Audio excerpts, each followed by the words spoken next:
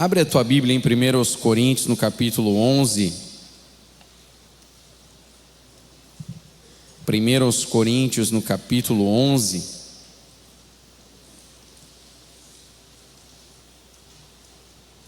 No versículo 17, o apóstolo Paulo ele diz: mas nisto que agora prescrevo, não posso elogiá-los, porque vocês se reúnem não para melhor, e sim para pior. No versículo 23, passagem nossa conhecida: porque eu recebi do Senhor o que também lhes entreguei, que o Senhor Jesus, na noite em que foi traído, pegou um pão e, tendo dado graças, o partiu e disse: isto é o meu corpo, que é dado por vocês, façam isto em memória de mim. Do mesmo modo, depois da ceia, pegou também o cálice, dizendo: este cálice é a nova aliança no meu sangue, façam isto todas as vezes que o beberem em memória de mim. Porque todas as vezes que comerem este pão e beberem o cálice, vocês anunciam a morte do Senhor até que Ele... Por isso, aquele que comer o pão ou beber o cálice do Senhor indignamente será réu do corpo e do sangue do Senhor. Esse texto ele é importante, conhecido da igreja, e ele tem um aspecto muito interessante. Primeiro, porque Paulo está ensinando a respeito da reunião pública da igreja. O início que lemos, 17, diz: Paulo vem elogiando então o povo de Corinto sobre algumas coisas, e aí ele faz um parênteses e diz: nisso eu não posso elogiar vocês. E ele diz: porque quando vocês se reúnem. Então, você concorda comigo que Paulo está falando aqui do culto público, a igreja reunida? Amém ou não? Paulo está falando disso. No versículo 33 ele reforça: sim, meus irmãos, quando vocês se reúnem para comer, esperem uns pelos. Por isso que nós, quando servimos a ceia, esperamos até que todos tenham recebido e depois comemos juntos. Amém? Então você percebe que o contexto aqui é a reunião pública da igreja. Este é o contexto. E é interessante o verso 29, porque daí ele diz: pois quem come e bebe sem discernir o corpo, come e bebe juízo para si. Muitos têm dúvidas a respeito do que Paulo está falando aqui, afinal. Quem come e bebe sem discernir o corpo, come e bebe juízo para si. Isso significa duas coisas, porque aqui Paulo fala especificamente de discernirmos o corpo. Discernir é compreender. Amém ou não? Discernir é entender, discernir é pegar a mensagem, entender no seu coração, ter discernimento, separar as coisas, compreender com profundidade. Então Paulo está dizendo: aquele que não discerne o corpo, que não tem entendimento do corpo. Aqui Paulo está falando de duas coisas. Primeiro, nós precisamos compreender o corpo de Cristo no sentido do seu sacrifício, a sua real importância e a abrangência de sua obra. Porque Cristo entrega o seu corpo, que foi moído, judiado, cuspido, açoitado por você e por mim na cruz do Calvário. Amém ou não? Ele se entrega por nós. Paulo está dizendo que nós precisamos compreender a profundidade e a abrangência da obra da cruz. Depois, Paulo também está dizendo, uma vez que o contexto é a reunião pública da igreja, que nós precisamos compreender, entender que a igreja, ela não é apenas uma instituição que tem um CNPJ, ela não é apenas uma organização, mas ela é um organismo vivo que, quando se reúne pela fé, é o corpo profético de Jesus na terra hoje. Então Paulo está dizendo que quando nós comemos o pão e tomamos do suco da uva, nós precisamos discernir estas duas coisas, e assim comer do pão e beber do suco com temor e tremor diante de Deus. O pastor citou hoje de manhã, a ceia não pode ser só um ritual religioso. Nós temos no Brasil uma instituição histórica, gigante, conhecida, e que muitas pessoas, sem julgar, estou falando aqui de maneira geral, mas muitas pessoas dessa instituição vão nas reuniões, participam dos rituais litúrgicos apenas como uma religião. É engraçado, porque muitos vão nos cultos dessa religião, mas quando precisam de um milagre, vamos atrás dos crentes pentecostais, porque lá acontece milagre. É interessante. Como você participa de um lugar de maneira religiosa, mas quando você precisa de solução prática para a tua vida, você tem que ir num outro lugar, porque o que Jesus que está lá, está sempre crucificado, está sempre na cruz. Ele não ficou na cruz, ele está vivo, ele ressuscitou. Isso é interessante, porque Paulo está dizendo: se nós comemos sem discernimento, nós nos tornamos réu, então temos juízo sobre nós por fazer algo de qualquer jeito. Esse é o contexto. Eles estavam comendo de qualquer jeito, uns comiam demais, outros se embriagavam. Na época eles tomavam vinho. Imagina você na igreja, essas coisas acontecendo. E esse é o contexto. Paulo está dizendo: não, vocês precisam ter discernimento, que a igreja é um organismo vivo, é o corpo profético de Cristo na terra. Amém ou não? Então, em primeiro lugar, o que significa esse sacrifício do Senhor, de maneira prática, na tua e na minha vida hoje? Se você está anotando, anota isso. Se você não costuma anotar, começa a anotar hoje. Algumas coisas importantes para você estudar na tua casa, pensar, orar, refletir. O que esse sacrifício de Jesus tão abrangente significa nas nossas vidas de maneira prática? Eu gosto do Evangelho porque ele é prático. Ele funciona na segunda-feira. Não é uma aula que você vai ter hoje, uma palestra que não serve para nada. Eu ouvi algo, foi tão legal, foi tão bacana, mas não sei o que eu faço com isso. Não, nós queremos pregar algo que vai tocar o teu dia a dia, a tua segunda-feira, porque o Evangelho vem para isso. Jesus disse: eu vim trazer vida e vida com abundância. A sua palavra opera na nossa segunda-feira, trazendo vida, trazendo mudança. E é isso que eu creio. Jesus não morreu na cruz porque era legal, era diferente.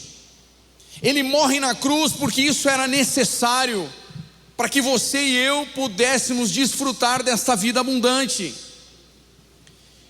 E é interessante, eu não sei se você já ouviu falar da palavra sozo.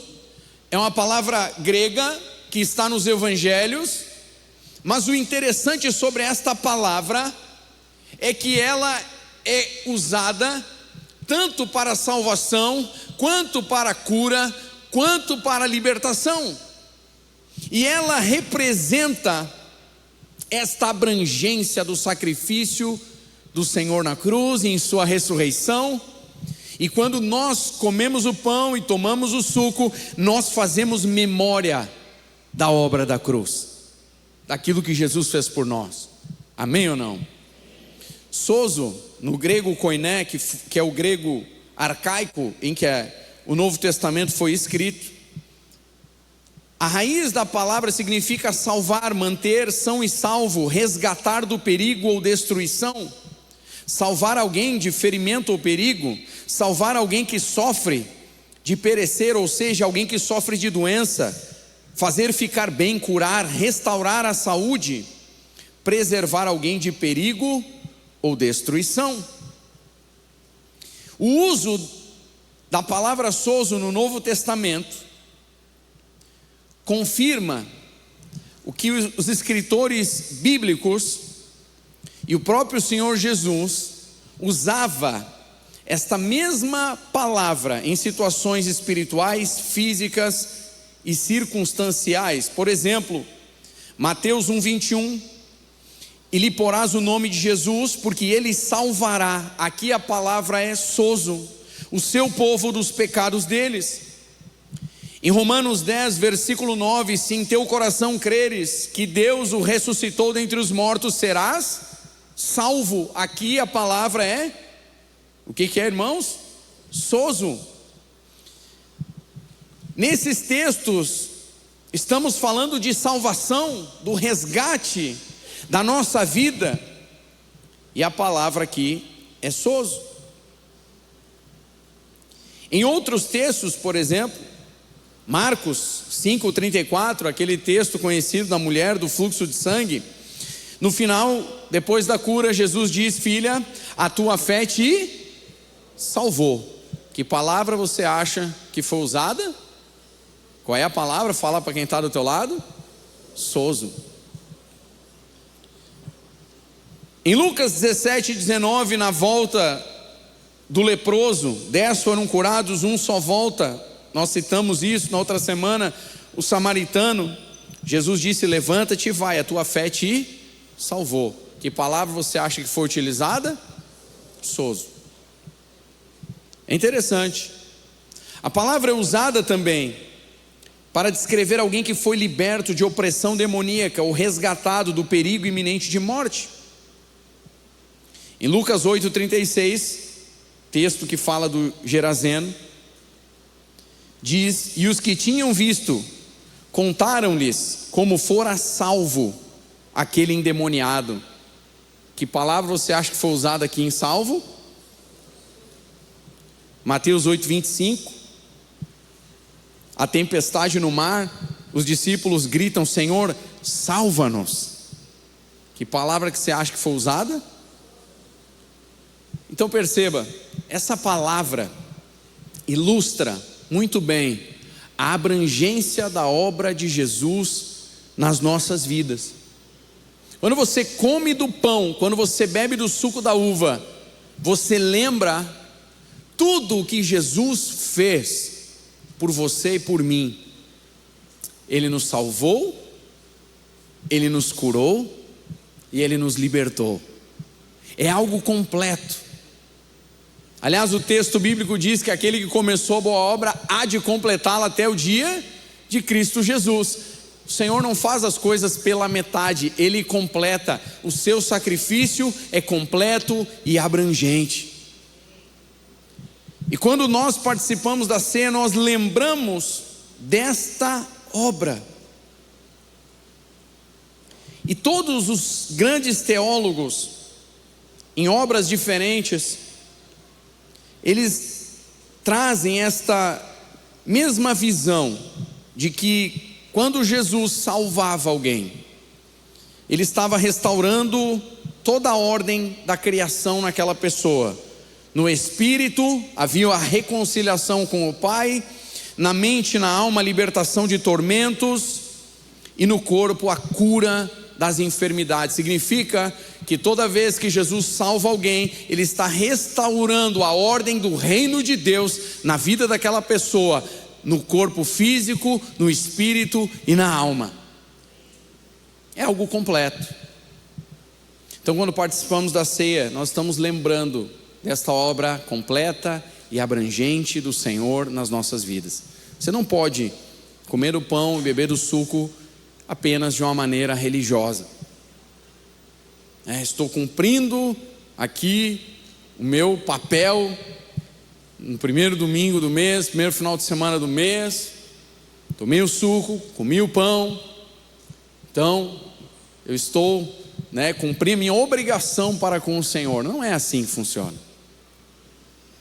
Não é só um pão, não é só um suco, mas é a lembrança desta obra preciosa. E aliás, um dos mandamentos litúrgicos do Senhor: façam isso em memória de mim.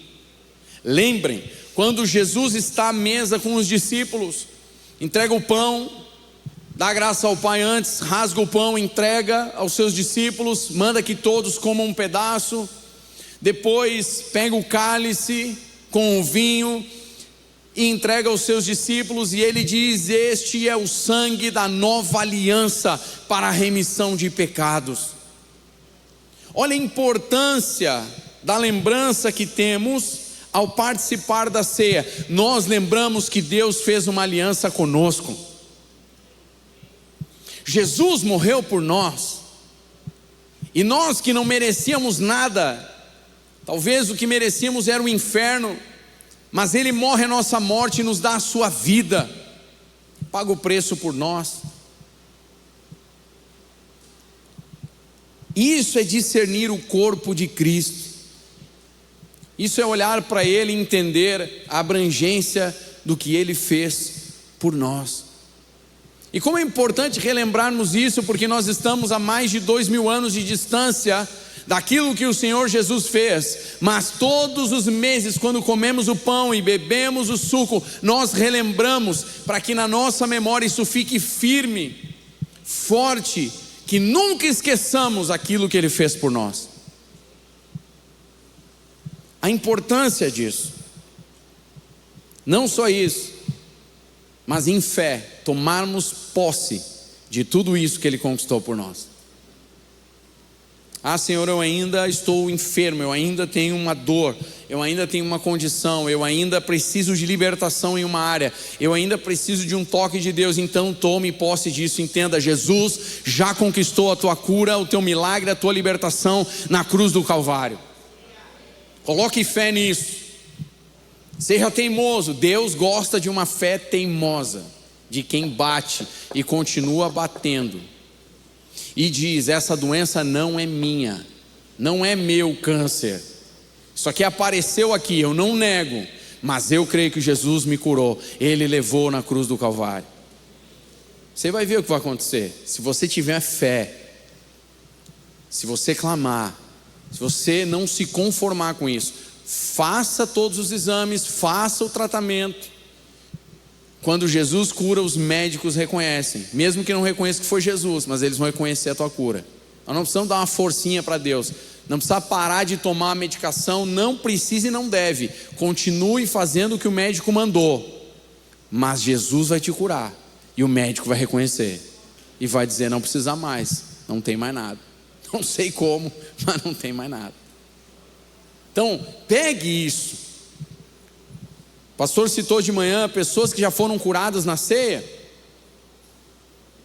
Pessoas que ao tomar o suco ou comer o pão dizem: Senhor, eu pego a minha cura, está em Ti, eu estou me alimentando de Ti pela fé, e foram curadas.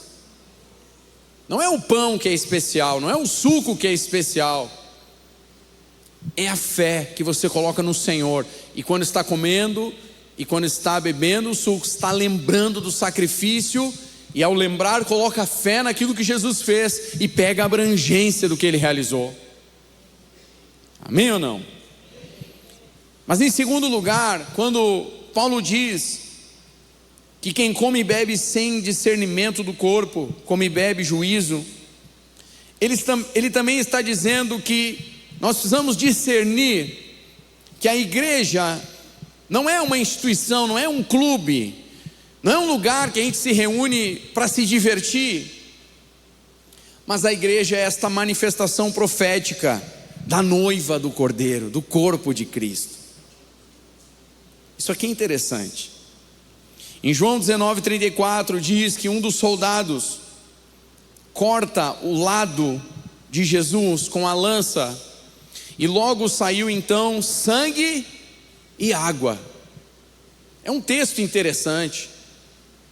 Jesus estava morto, e era costume naquela época quebrar pernas, braços das vítimas. Mas Jesus já estava morto. Eles faziam isso para acelerar a morte. E o texto bíblico diz que nenhum osso dele foi quebrado. E no caso de Jesus, o que eles fizeram foi abrir o seu lado. E ao cortar o seu lado, logo saiu sangue e água. E é interessante o fato de ter saído sangue e água. E a interpretação predominante entre os teólogos clássicos se baseia na tipologia entre Adão e Cristo. Aos Coríntios, Paulo diz que houve o primeiro Adão, e este foi feito alma vivente, e depois vem o segundo Adão, e este é espírito vivificante. E é claramente aqui uma referência a Jesus, como sendo o segundo e perfeito Adão.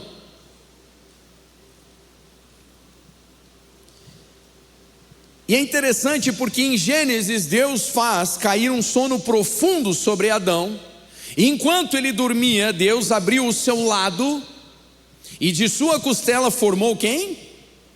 A mulher, a Eva, a sua noiva, a sua esposa. E é interessante porque Jesus na cruz experimenta o sono, mas o sono da morte.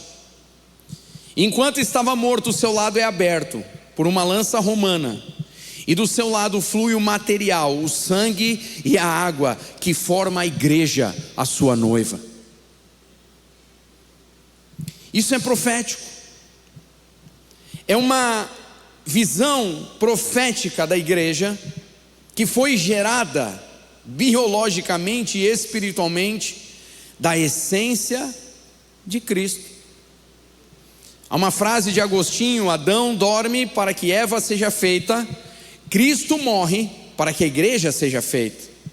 Do lado de Adão dormindo, Eva foi formada. Do lado de Cristo morto, a igreja foi formada. Amém? Quem pode dizer glória a Deus por isso? No pensamento de Crisóstomo, ele ensinava que a água então simboliza o batismo, o novo nascimento, a lavagem regeneradora, e o sangue simboliza então a aliança que nós vemos na ceia, a redenção contínua. Portanto, a igreja, ela nasce e é sustentada por aquilo que sai de Jesus, o sangue, a água. E Jesus diz: aquele que de mim se alimenta, por mim viverá. Então Crisóstomo diz: não passe por esse mistério, comer o pão e beber do suco, de maneira leviana. Você compreende que discernir o corpo é entender, compreender que nós somos a manifestação do corpo de Cristo, a sua noiva, que foi gerada por sua obra na cruz do Calvário.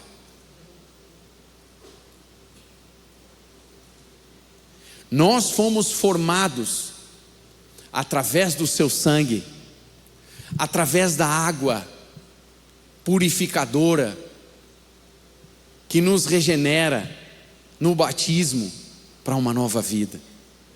Aliás, quando Paulo fala sobre isso em Romanos 4, ele diz que quando você entra na água do batismo, você não está batizando na igreja, você não está batizando no nome do pastor, você está batizando em Cristo, para ressuscitar e viver agora em novidade de vida. Então perceba, quando Paulo fala sobre discernirmos o corpo, é discernirmos a abrangência da obra de Jesus, e discernirmos que como igreja, nós não somos apenas uma instituição, mas um organismo vivo, a noiva de Cristo, formada pelo seu sangue e pela água que flui dele. Aliás, ele diz, né? Se alguém tem sede, vem a mim e beba.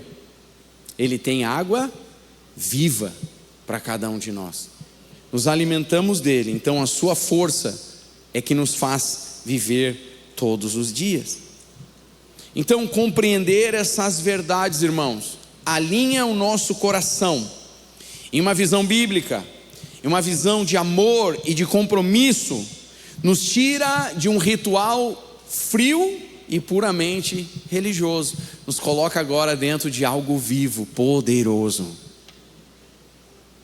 Nós comemos e bebemos de maneira representativa, mas existe uma verdade espiritual que se sobrepõe a um ritual litúrgico.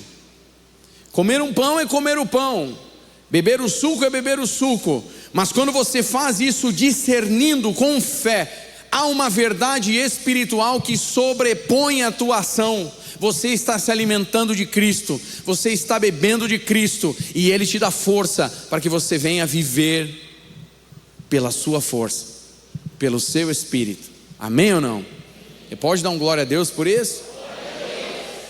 Tem vida aqui, não é apenas um ritual, e nós precisamos discernir.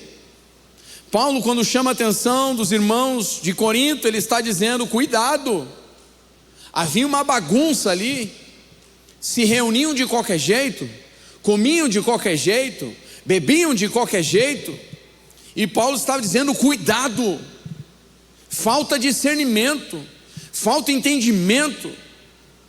E ele diz depois: é por isso, versículo 30, que há entre vocês muitos fracos e doentes, e não poucos os que dormem. Aqui Paulo está falando de um sono espiritual, pessoas que agora dormem de maneira espiritual, já não conseguem discernir a luz, as trevas, o que está acontecendo, não lutam batalhas espirituais, já foram vencidos pelo sono do mundo. Então é importante nós nos colocarmos diante disso, e é óbvio que há um convite para que todos participem, e o texto diz que cada um examine a si mesmo, e assim coma e beba. Não é algo que te exclui, é algo que te inclui. A questão única é: faça isso em temor e tremor, entendendo: ah, Senhor, eu entendi agora a grandeza da tua obra, a abrangência, eu pego por fé. Eu não vou só comer um pão, eu não vou só tomar um suco, eu vou pegar por fé tudo que o Senhor conquistou por mim na cruz do Calvário. Isso aqui é outra coisa interessante, porque eu já disse, imagina você ganhar uma mala cheia de dinheiro, $1 milhão. Quem gostaria de ganhar essa mala, diga amém. Eu também queria. Mas imagina você, se você não abrir a mala, não pegar o dinheiro, não for no mercado, não comprar a comida, não chegar em casa, não fizer a comida, você fica com fome. Ah, estou com preguiça, deixar a mala aqui, pô, tem 1 milhão, tem 1 milhão, mas não usa. Que diferença vai fazer na tua vida? Nenhuma. Não, Jesus já conquistou na cruz. Claro, mas você já levantou do banquinho, você já foi lá, pegou por fé, começou a trabalhar pela fé, para que aquilo que Jesus conquistou se torne real na tua vida? Isso é importante. E discernir como igreja o que somos. Não fale mal da igreja. A igreja tem problemas, tem desafios, sim. Ela não é perfeita, porque nós não somos. Mas não fale mal da igreja. A igreja é o corpo de Cristo. Ajude a resolver os problemas da igreja. Nós somos um organismo vivo. Nós nascemos da obra de Cristo. A igreja é propósito de Deus. Falando a Pedro, o Senhor Jesus disse: sobre esta pedra edificarei a minha igreja. Não é o prédio que é importante, somos nós, com fé. Então, quando você participa, participe com temor e tremor. Não passe por esse mistério de maneira leviana, amém? Baixa a tua cabeça onde você está. Eu queria que você orasse. Te coloca diante do Senhor. pastor citou de manhã, né? Às vezes passamos o pão, o suco, e algumas pessoas dizem: não, não vou participar. Por que você não vai participar? Mas ainda tenho áreas que eu não venci. Então te arrependa, peça perdão e diga: Senhor, nessa noite eu vou comer do pão, beber do suco, me fortalecer em Ti para vencer esse negócio. Eu não quero mais isso na minha vida. Não tem a ver com ser perfeitinho e sem nenhuma falha. Tem a ver com ter um coração sincero diante de Deus, confessar, deixar e participar da mesa de Cristo, do que Ele conquistou por você. Então, te coloque diante de Deus. Tem algo que você tem que falar com o Senhor? Fale, acerte. Mas eu também quero te desafiar, você que está em casa, você que está aqui. Se tem algo que você ainda não viveu e precisa de um milagre na tua vida, na tua saúde, na tua família, precisa de libertação, eu quero que você ore e diga: Senhor, hoje à noite eu entendi aquilo que o Senhor conquistou por mim na cruz. E ao participar, comendo pão e bebendo do suco, eu estou relembrando a tua obra na cruz. E eu pego por fé a minha cura, a minha libertação, a salvação da minha família, da minha casa, o operar de Deus, o sobrenatural, o mover de Deus na minha vida. Eu pego em nome de Jesus.